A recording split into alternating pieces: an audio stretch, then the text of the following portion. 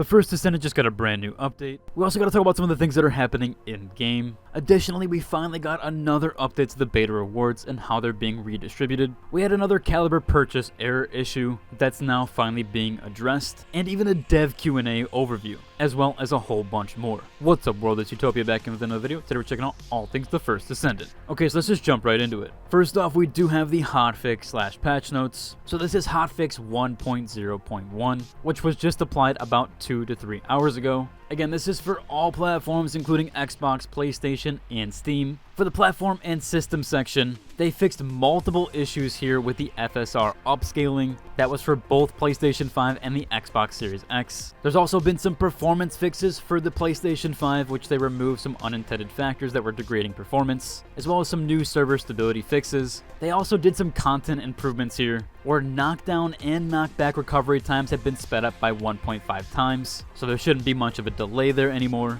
The maximum usage of the Erdelic shield skill per phase has been reduced from 2 times to 1. We have a big bug fix section here. First up being the UI, where they fixed an issue where the back button did not work after closing the capacity exceeded pop-up in the module enhancement UI. For Xbox One, they fixed an issue where heads of other players wearing skins would intermittently not display. For modules, they fixed an issue where skill power modifier number was not applied correctly after the level 5 enchantments of the Lethal Infection module. Another module had its ultimate drop animation was used when the normal module high power round capacity increase was dropped instead. And for Field, they fixed an issue where object destruction animations did not appear in the strategic outpost, as well as an issue where names and descriptions of the NPC Dominique, in specific, we saw this on Reddit, in the Hagios regions where it was displayed incorrectly. So now it should just say Dominique instead of NPC_Dominique. For the equipment section, they did fix the guided round of the ultimate weapon Restored Relic, which was not applying the Ancient Fire status effect. They also fixed a tooltip error for the fire skill power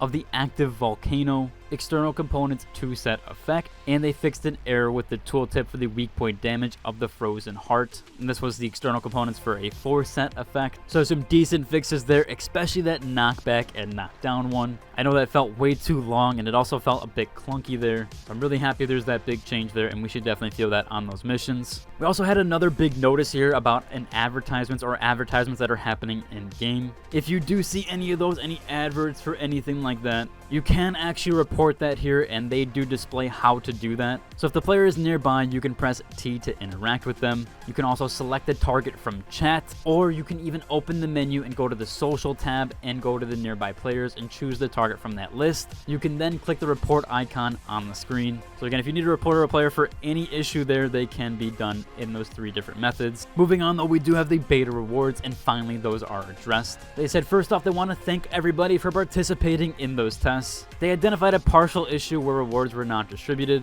and due to the various issues after launch, they're unable to provide a stable service there. So as an apology, they have expanded the rewards to everyone. So again, before, the test participants had to be under certain conditions, and now every single person that is playing the game will receive all of those beta rewards. Upon logging in, you should see those in your mailbox. They also did outline here that some of the event rewards have been renamed in line with the official release. Again, if you were wary on one of the stuff that was subbed back then, these are now changed. These are the rewards here, the Steam participation rewards, or the Steam beta test that happened in October 2022. They did give out the high 5 emote. They did give out also 2 titles here, Groundbreaking and Explorer. For the cross beta open test, participants will receive the Send Heart emote. If you leveled up a Descendant to level 20, you got the Bear attachment. And if you did conquer a Void Intercept battle on hard mode, you got the Passion Spawn effect, as well as the survey participation got the Bunny Head Skin Trendsetter. However, everybody now should have that reward and should be in your mailbox, and that will also apply to people that just joined the game and are brand new.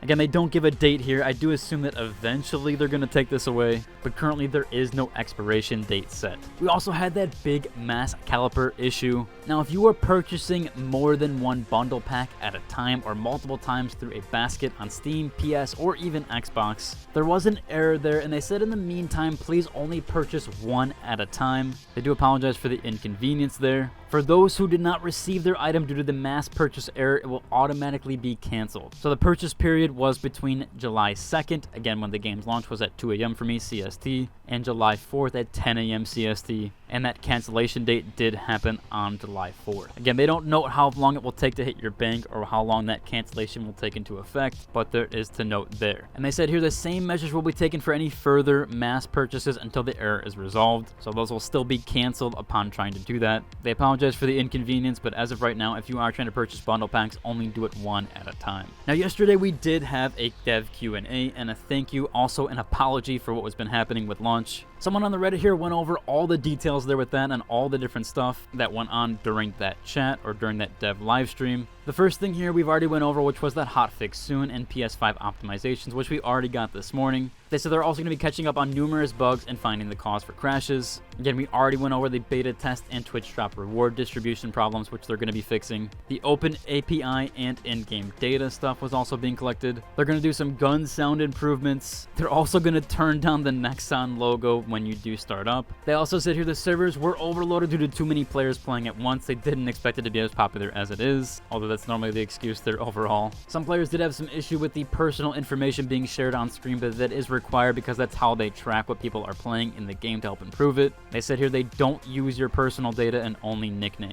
Probably some confusion there. Hopefully they further elaborate on that overall. Again, they didn't talk about the matchmaking in hard mode. Hopefully they do bring that to us eventually. I'm sure with enough outcry, we've had a ton of comments in my last video about it wanting that hard mode. They're probably going to have to bring it, especially with the outcry that we've had. At least I would assume so hopefully I can update you guys sometime soon on that. Moving on, we have a really cool infograph showcased on the Reddit. I believe this was done by Dragon Shadow 32, unless it's from somewhere else, but they did post this. This showcases what they're weak to and the enemy types. Also the different weapon types that they're weak to, Crush, Burst, and Pierce, as well as the Element, Fire, Toxic, Electric, and Chill. It's a really nice infograph here. It shows you the Vulgus type and weakness. So if you were curious on that, this is going to be really useful for boss fights mostly. Although this will help with farming too, because the faster you're downing things, the faster you're farming. So this is definitely a very, very useful infograph, and I'll include a link to it down below. We also had another post here over on the subreddit talking about the auto-equipped for the modules. Now, supposedly this does recommend module combinations for certain weapon types in the top 10% of successful attempts. However, this seems to be randomized. Maybe there's some server error issues there.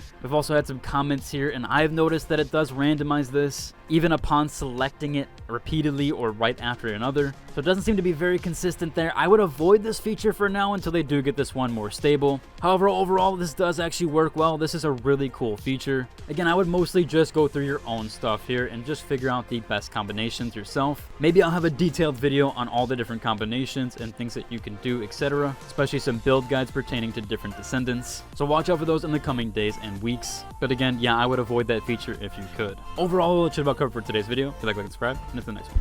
Deuces.